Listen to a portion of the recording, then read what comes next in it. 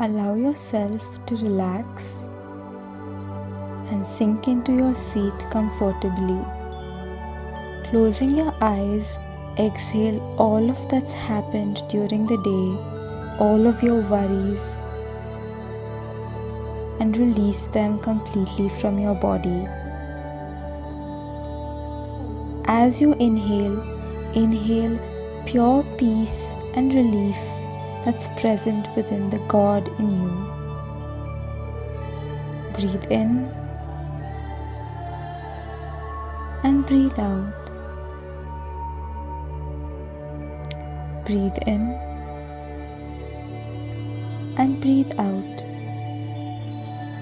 Shifting your gaze to your eyebrow center, visualize an image of your home emerge in front of you. How perfectly, with perfect intention and precision, it was built. Every brick laid was put there intentionally for a perfect, specific purpose. A purpose of providing you with warmth, shelter, and protection. That God moved through every person who has worked on building your home.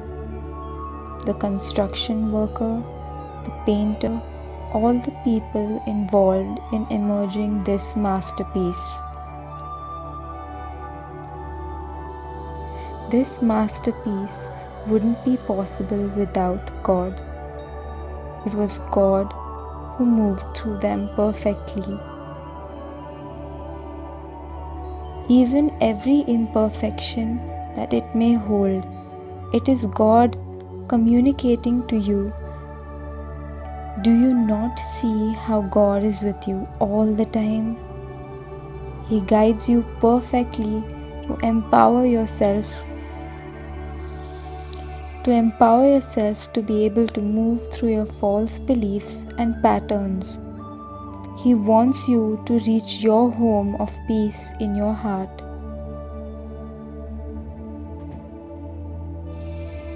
He is present in your neighbor, in that neighbor who annoys you. He is loving you into your perfection. He is present in the lady on the street walking by, whom you may consider a stranger. But do you not see that it is He who exists within her? It is Him that you already know intimately, very intimately. It's not possible not to know God, because He is the constant presence in every aspect of your life. He is the running active in the wires of your technological support. He is alive in every movement of the leaves, or every sound of a bird, or a car honking. He is everywhere. God is a very real experience.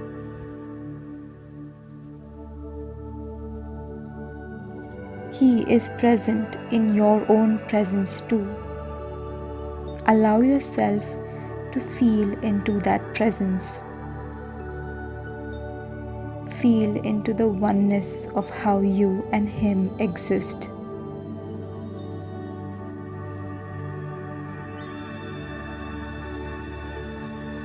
He is there very intimately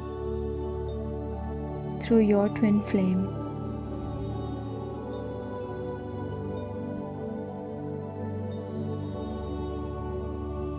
He is there to love you all the way to your own perfection. Allow yourself to relax and find immense relief that you are living in God. Let yourself rest in this safety of His eternal embrace on earth. Now in your heart, make a choice now to only interact with God in people and objects, every aspect, every moment in your life.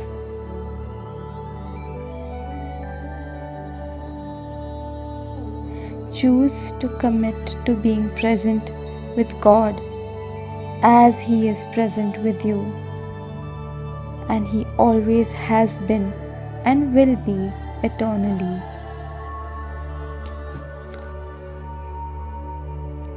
Let yourself ground into your daily activities, that every action you may take is with God. With this choice and commitment, with this eternal grounding, you may now open your eyes.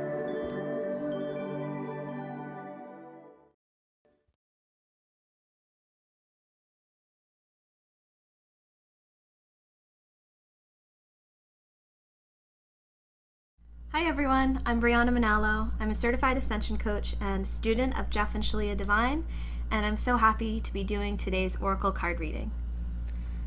Our card reading today is from Rebecca Campbell's Work Your Light Oracle deck. Just really beautiful cards. Our first card is Boundaries. Where do you need to establish better boundaries?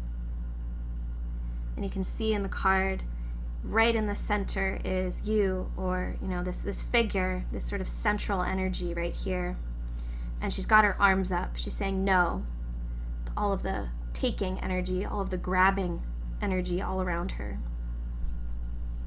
I love this card because this is exactly what I've been experiencing this week, and I imagine many of us have been, is accepting that you do need to put up loving boundaries. You need to put up compassionate boundaries to not necessarily protect yourself, because you are protected as a divine child of God, but to honor that protection and to respect that protection and to truly respect yourself, respect your time, respect your energy, and know that it's safe to put up boundaries. It feels really good to put up boundaries. It feels really strong in this place where maybe you once were weak, but it's okay. It's safe. Being a divine child of God does not mean being taken advantage of. It does not mean being abused. It means being loved and loving yourself so fully and so completely that you don't tolerate any crap. You don't tolerate any negativity, any meanness, any abuse, anything like that. So allow yourself to look at maybe places in your life where you could stand to put up better boundaries for yourself. And our second card is Awakening. Energetic upgrades. A new way of being, integration. I love this. So following from the last card, you'll start to notice when you do put up boundaries and you do start to respect your time and energy more, you can feel more of yourself pouring forward in this space where you previously were stopping the energy. So instead of this stopping of flow, now you have even more of yourself and even more God, even more love, even more of the good feeling. So it feels naturally like an awakening. So, good stuff. And our third card is Trust Your Path. If you knew you would be supported, what would you do? If you knew you would be supported, what would you do? And this is a really beautiful card too. It's kind of glossy and sort of beautiful everywhere. Sort of whatever path you choose, it's just beautiful. And all the way to this gorgeous structure here in the distance.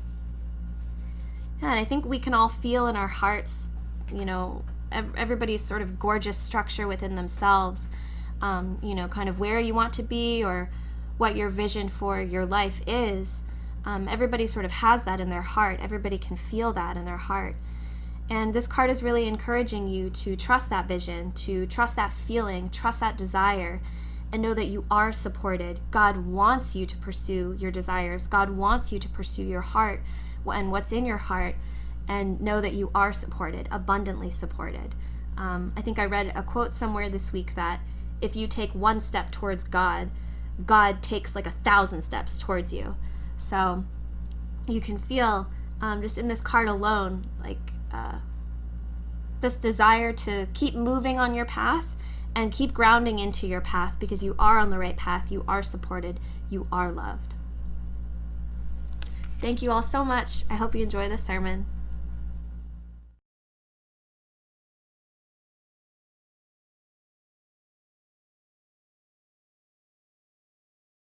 Hi, I'm Lisi. I'm the Senior Executive Minister for the Church of Union.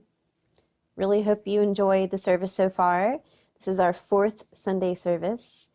As you can tell, we've got some great musical talent. Ishana is just wonderful putting the melodies together with her voice and her instruments. And you may recognize this week's song.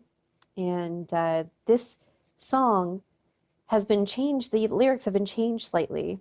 And Jeff has channeled the new version of these traditional pop songs to heal them. So to take what was previously existing in pop culture and to really slightly alter the meaning to be back into the original state of the soul who composed the original song. Back to God, back to love and to union, because a lot of today's love songs are about loss and heartache. But I just really love how Jeff really channeled God's perfect message through some of these songs that we have grown to love. And he's written up a beautiful message about these songs that you'll be able to see after service today on our website, unionism.org. And not only that, but we're going to start posting all of our music there. That they aren't original melodies, but they're renditions of the song that are more appropriate for unionism, and they really take you higher. It's said that music is the ladder to the soul, and these songs really take you higher and really just draw you closer to God. And that's what music should do. It shouldn't wear you out or drain you or get you high and then throw you down. So I'm just so happy that Jeff and Shalia are moving in this direction. They're always taking us further. I don't know about you, but I've just really enjoyed the services so far, and I hope you do too.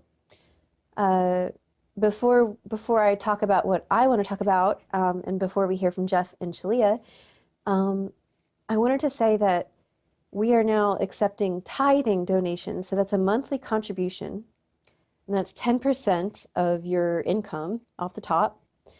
And why it's important to tithe is that you are actually giving, as you know, that Jeff and Shalia teach, and other spiritual practices teach this too, that giving is receiving. So when you give to God, God doesn't need your money, right? God has like limitless wealth, but it's actually a service to you to be able to give. That energy of giving is also receiving, and it restores the harmony to your abundance vibration. I know that I recently tithed. I had donated to the Church of Union myself, but I recently tithed, which is, I looked at all of last month's income, and I took 10% of that and gave it the sum total of that this month. And it felt really good. And my finances felt purified, and I felt like I was partnering with God there. There's no obligation to do this. I'm just sharing my own experience. And also, your contribution, it does go towards expanding this teaching to the world. We really would like to own some better video editing software, a lot of production equipment that would make our services really nice. They're already great, but it would just really add some great quality to our services that doesn't already exist.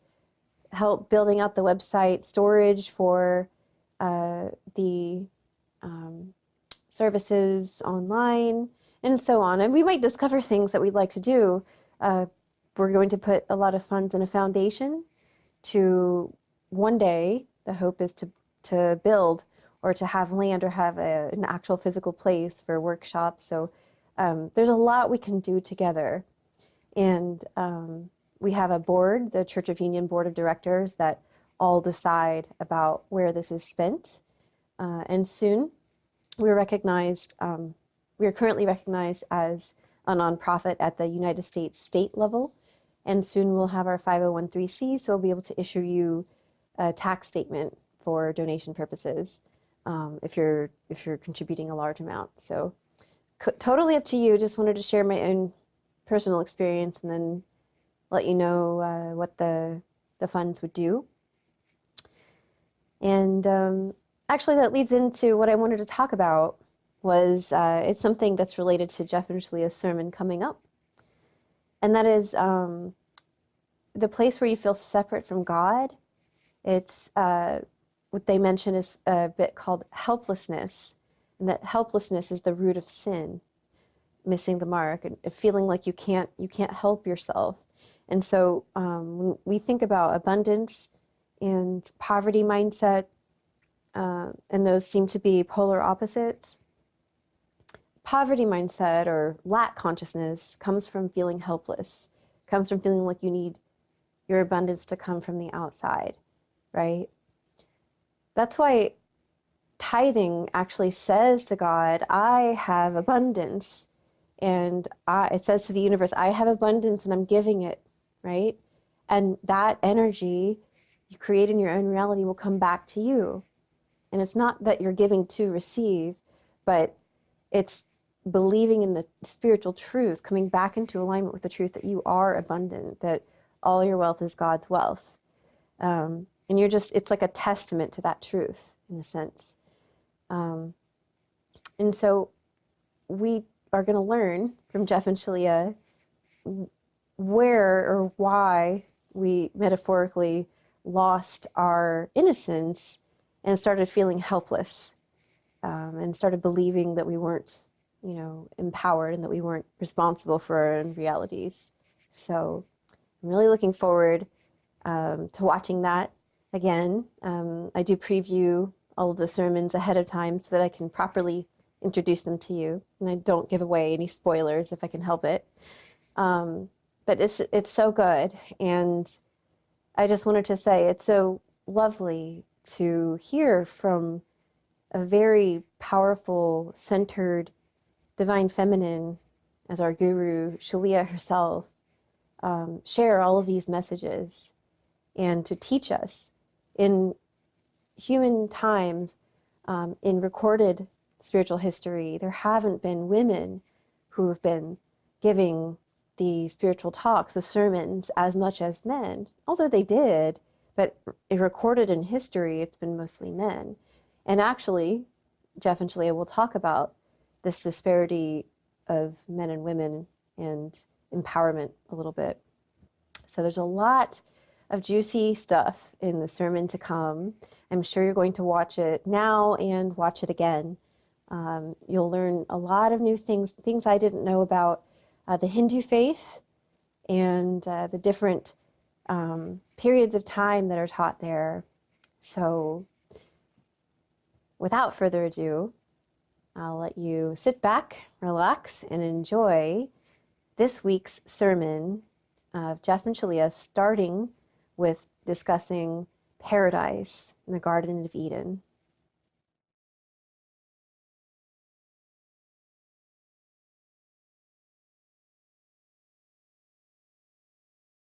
Hi, I'm Jeff. And I'm Shalia. Welcome back to our Sunday service. I'm delighted to share with you the topic of today is going to be about the Garden of Eden, or what we, an overall theme is that of divine paradise. Where is it?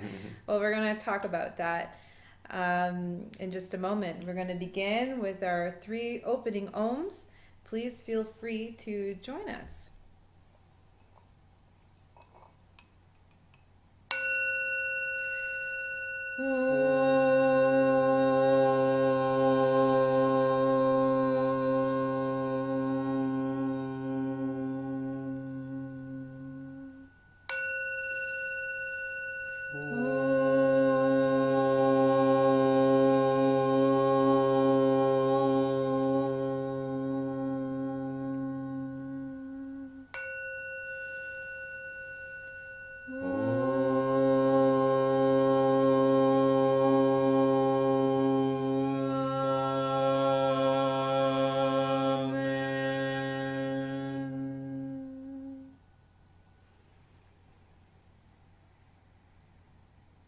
take a moment and breathe that deep down into our hearts.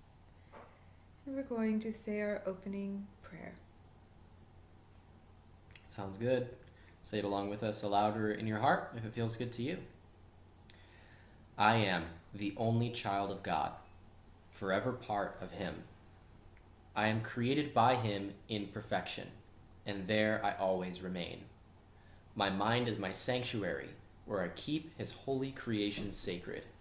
I will only allow in His voice. I will only accept His word. Today, I will hear the word of God. I surrender myself to His teachings through His divine channel. I will honor what He has spoken and accept it as His will.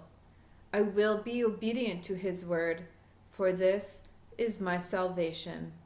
In Christ's name, Om. Amen. Well, I'm going to get right into it because this is really exciting stuff, or very juicy stuff. So there is one overarching theme that has been discovered among historians and mythologists and people who really study religion and spirituality. And the one common thread or idea is that of a divine paradise. Some people have called it the Golden Age. In India, it's called the Yuga cycles. And it's basically this idea of, where we once came from, like a divine paradise, an oasis where everything is perfect, there's peace, there's no war. And then slowly over time, our consciousness fell and we're kind of in not paradise, a not very nice place or comfortable place to be in. Feeling like Adam and Eve cast out of the garden and having to live in a very hard world. So I'm going to, start with an opening passage that's going to, help set the tone for the sermon today. And it comes from the book, The Yugas. It's published by Crystal Clarity Publishers. It's based off of the teachings of Sri Yukteswar and Paramhansa Yogananda. The book is also based off of Sri Yukteswar's book called The Holy Science. Amazing read for those interested. So I'm going to read this passage. If you have this book, we're on page 164. And it says, the paradise myth most familiar to Westerners is the story of the Garden of Eden, where the first man and woman lived in harmony with nature. They needed no clothes, no shelter, no farms, no protection, and lived in peace and in close harmony with their Creator. There are hundreds of other traditions of earthly paradise. The Sumerians and later the Babylonians living in the Tigris and Euphrates River 6,000 years ago had a similar myth of an earthly paradise called Dilmun, where first man and woman dwelt in complete happiness. The Avestan or Old Iranian myth speaks of Yima's age, when there was no disease, no old age, no death, where sons and fathers looked equally youthful. The Egyptian tradition of paradise was called Zip Tepi, the first times, where everyone lived like gods. The Greek tradition of the Golden Age says that men lived without discord and war. The Taoist tradition in China speaks of a time when all mankind lived in a state of happiness. In the Vedic tradition of Satya Yuga, also known as Krita Yuga, it describes a time when all mankind lived in awareness of spirit, or they also lived in a state of truth and bliss. The Lakota, Cheyenne, and Hopi speak of a higher age of surpassing harmony with nature. The native peoples of Central and South America, Asia, Australia, and Africa similarly describe a higher paradise age. So, paradise is the single most common mythic theme across all cultures and all people and all religions. So there must be something ingrained in our souls about this story. And it really comes down to answering the question of, where did we come from? Why are we here? And who are we in relationship to God and this idea of paradise? So I am going to reference the story of Adam and Eve. We're going to talk about that. And the beginning, what the word Genesis really means origin, or means like in the beginning. And where are we here? Yeah, okay. So basically, like, it talks about how we were once like in harmony with the world, but then we kind of slowly come into a destructive cycle. And there's two very distinctive things that are said about people in the story of Adam and Eve. And it's one that, people were created in the image of God. And the second is that we were given dominion over like God's creations, but there's a difference between like having dominion over something versus having like domination. You can see how those two words may have got a little confused somewhere along the way, but we're gonna clear up this confusion. So we can see like throughout the story of Adam and Eve in the book of Genesis how in the beginning, like, God created the world. And the thing that's said quite a bit throughout this passage is that he created something and saw that it was good. And so he, obviously this means, because he created us, that innately we are good. And I believe we are only ever returning back to what is good, that we can't ever truly leave the divine. We may just have an illusion that we did, and we're going to get into that here. So, if we're created in God's image, then really our actions should fit like what God's good intent is. And when humans help God's creations flourish and thrive, then we're clearly in alignment with God's intent. Because everything that God created is obviously meant to be good. It's meant to be in harmony. It's meant to be in peace and happiness. And so that's really our life purpose as his children, is to see these creations thrive and do well. And, if we distort what God's intention is into domination, then that kind of destroys creation, it diminishes life, and our actions are really counter to God's will for this world. And, we can, see that's kind of happening even now, like with this global warming issue. People are getting very concerned, scientists, commonsensical people can see there's something, kind of out of alignment here.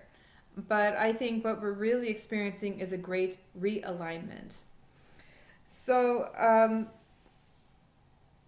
once God finishes, God finishes creating the world, creating the earth, God creates again, and he creates people, or man. It starts with man, that's what it says, and then woman. And it's interesting that the word Adama means ground, and then the word Adam actually means man. So man came from the earth, and God gave us a name. And one of the reasons why, like, we're given a name is because it establishes a relationship, meaning we're meant to have a relationship with the divine, and obviously we're meant to have a relationship with each other. Man and woman both received a name, and this is an important part of our experience. In the story of Adam and Eve, Adam goes around naming all the animals, naming all the plants, because he's choosing to have a relationship with God's creations here. So, in this Garden of Eden, there is a tree of life and there is the tree of knowledge. And the tree of knowledge is really about good and evil. And apparently, God asked them not to eat of the tree of knowledge, that Adam and Eve can eat from anything in the entire world, except for this. There was a limitation, apparently, and we could not eat from this one tree. And I find it interesting that somehow, we perceived a limitation and didn't want to be limited. And so there was a serpent. That's, the way the story goes, metaphorical, of course, all of this, but it's pointing to a deeper truth of a serpent that tempted Eve to eat the apple of the tree of knowledge, and saying, that if she eats from it, basically, like, she's going to know as God knows, but without becoming God. And so she decided to eat from the tree to find out what is evil, what is good and what is evil. She had everything she could ever desire. But I think there was still something, some kind of curiosity, I suppose. Like, why can't we eat from it, But before she eats from this tree, the serpent does tell her, like, if you eat from it, you will die. And you'll also have to, like, you're gonna know, like, once again, like, you're gonna know as God knows, but you're not gonna become God. And so she took it, and she first experienced shame. Well, Adam also ate from the tree. She got Adam to eat from it. And, the first feeling they got was shame. And then that's when they realized that they were naked. And then they went to go find clothes, and they hid in the garden, hid from God.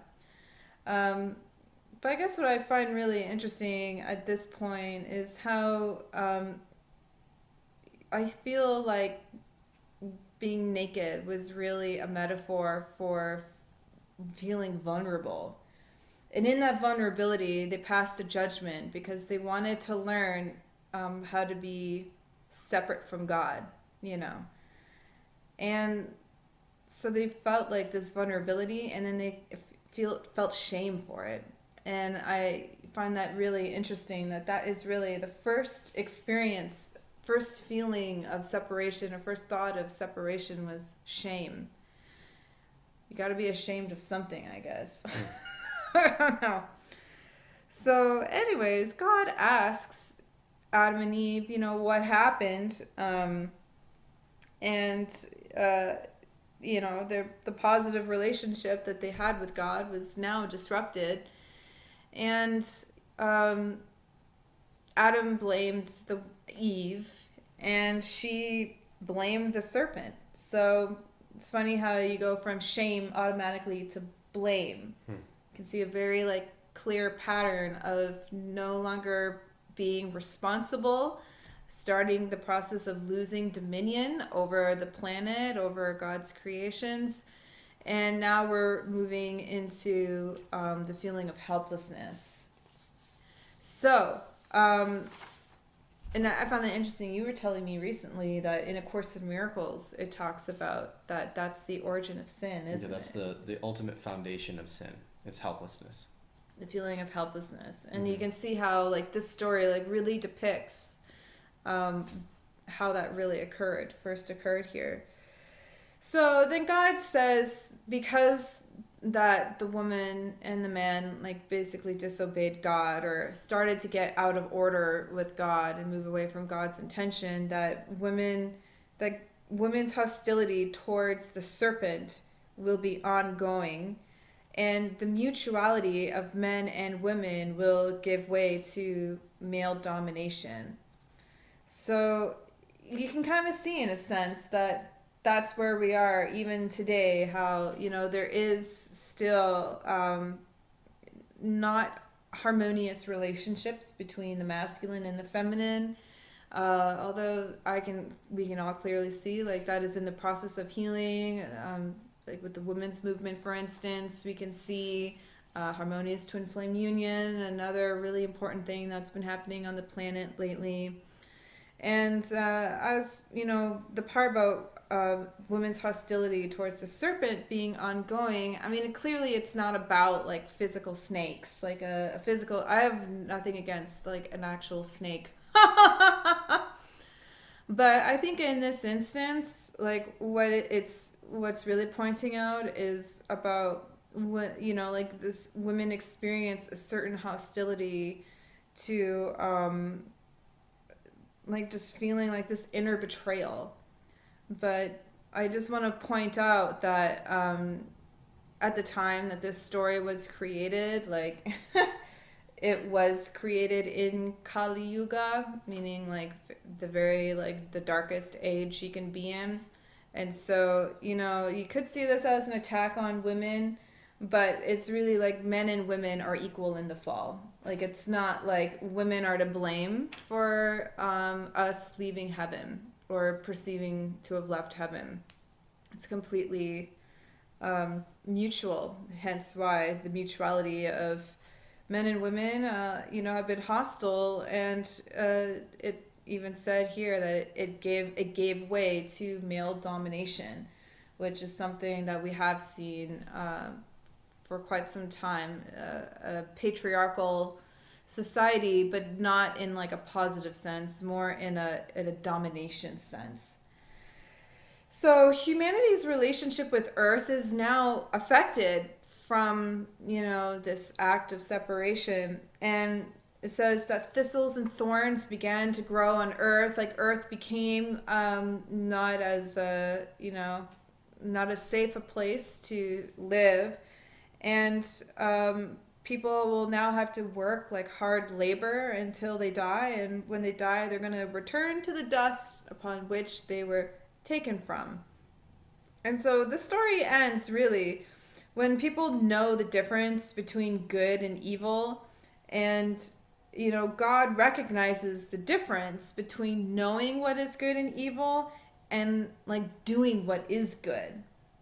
So I feel like that's a really important point to make, that that's when your return is complete, like your return to God is complete. It's not just knowing like what is truth and what is in divine alignment and union with God, but actually like doing it. Mm-hmm. Like you can say I love you, but do your actions really, and your beingness, do they really follow through on the words?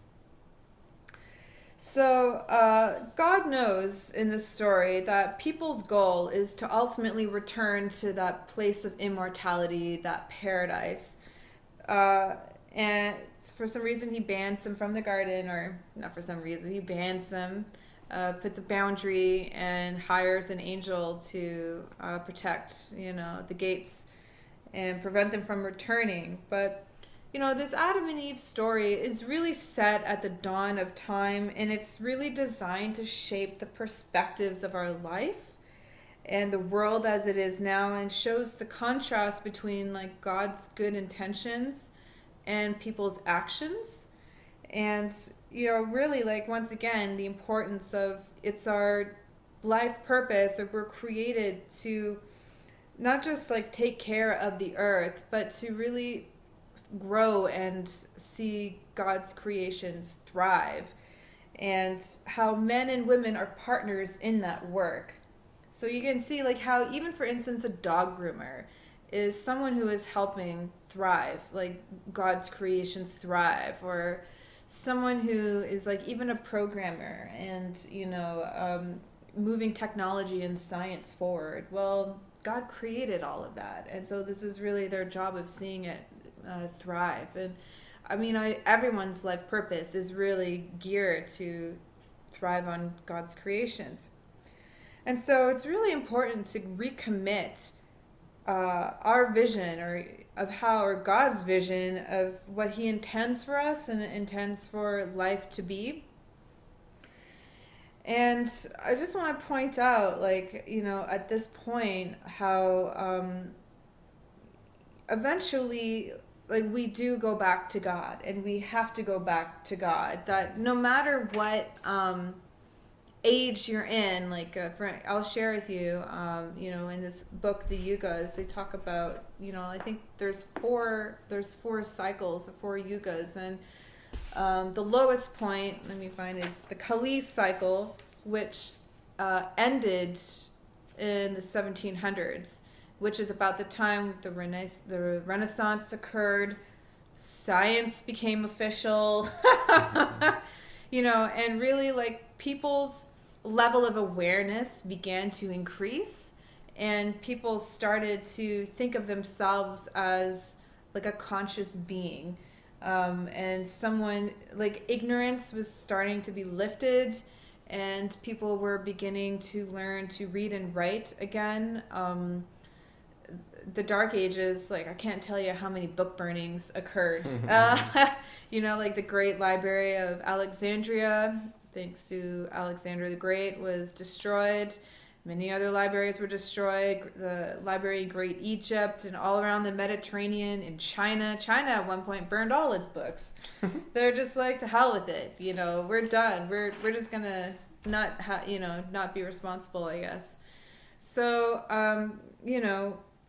it's really just been about the descending and then the rising again. And so there's the Kali, there's the Dwapara age, which is what we're in right now.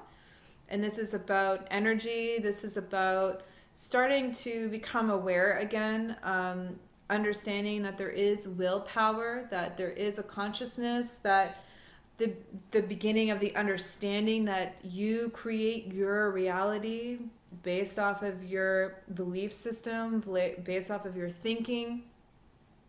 And then after that, there's the, I hope I'm saying this right, the Treta cycle, and then Satya, which is like, will be the golden age. So it goes from material age to energy, mental, and spiritual.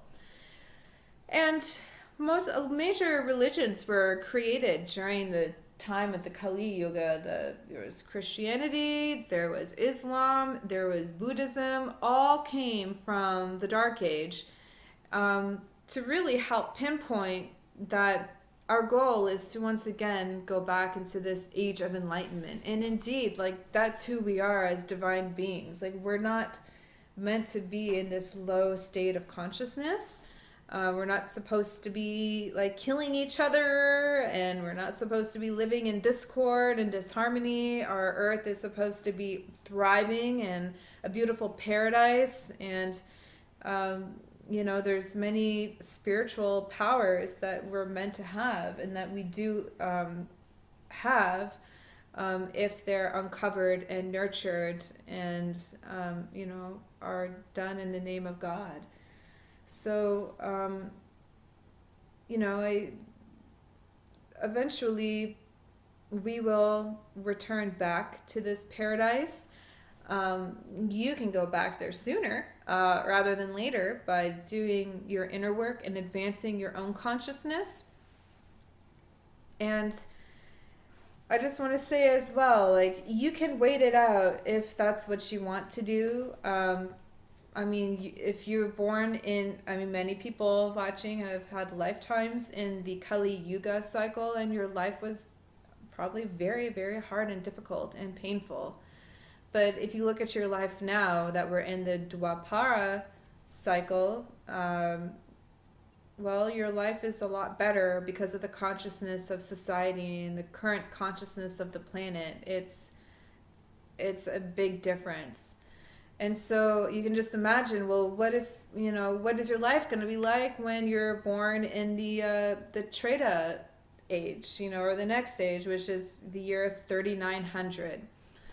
So you can see, like, eventually, like, you will attain it. Not even by your own hand, really. But you can attain that consciousness by your own hand and really, like, hasten this process. But I want to trigger an ancestral memory in you that you come from a time where there were no such thing as cycles. Cycles were born out of this act of separation.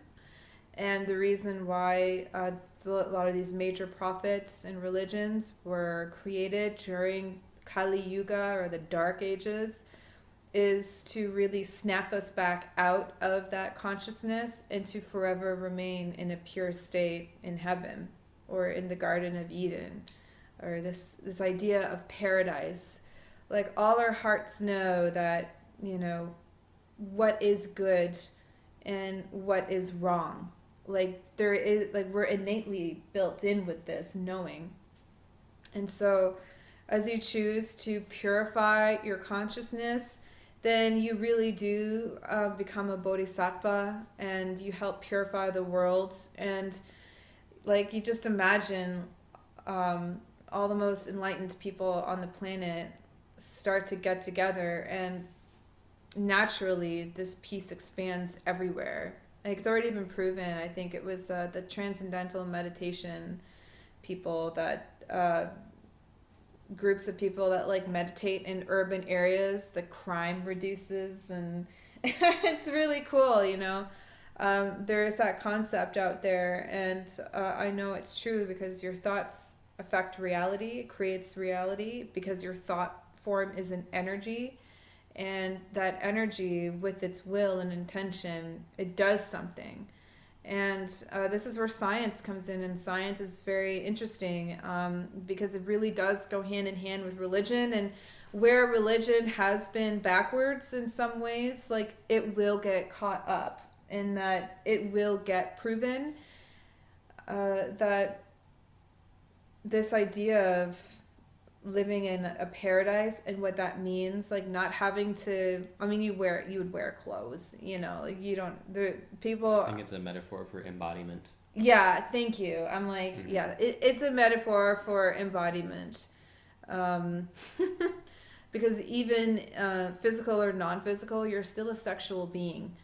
So, but you're right, it is about embodiment. And, I feel like maybe, would you like to add to this conversation about moving into, like, a higher place?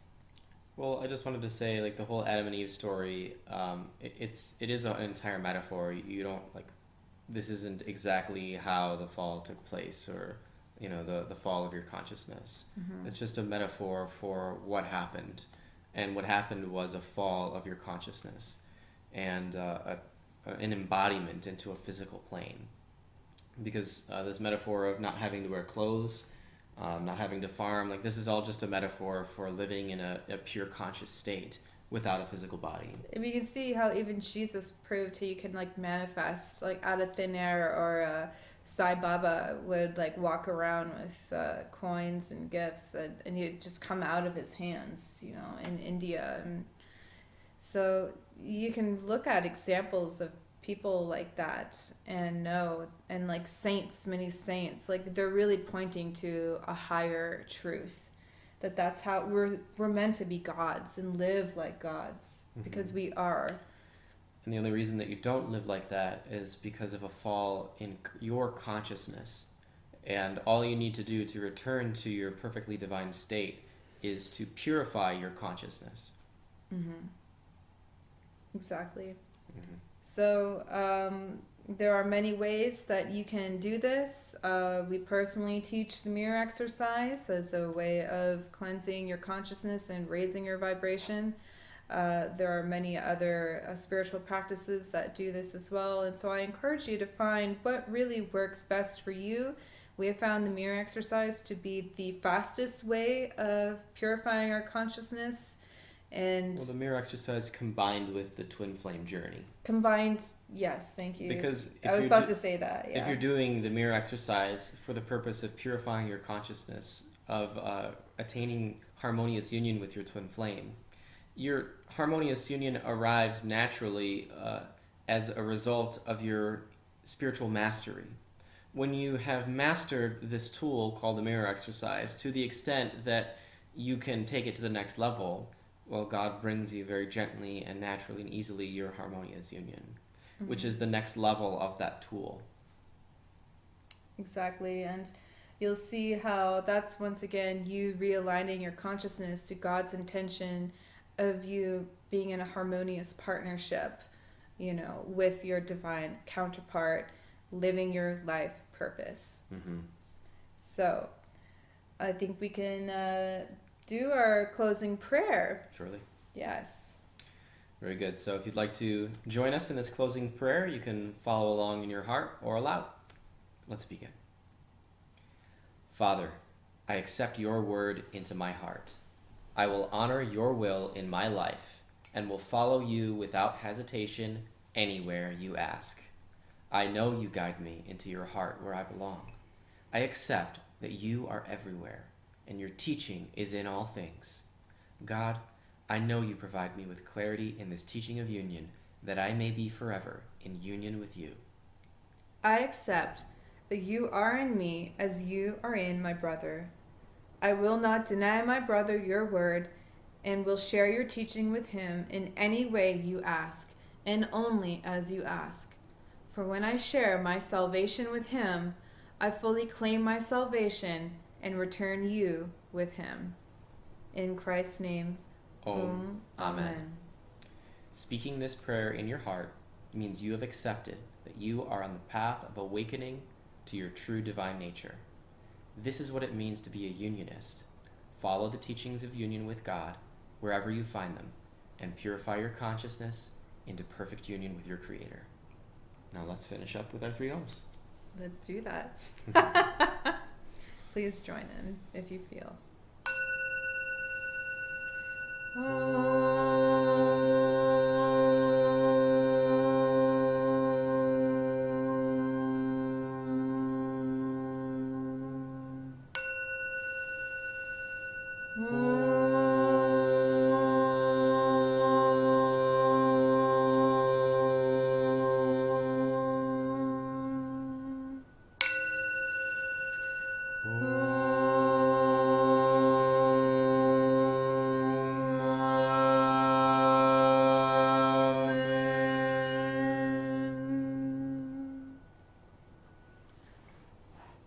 Peace be with you. Shanti.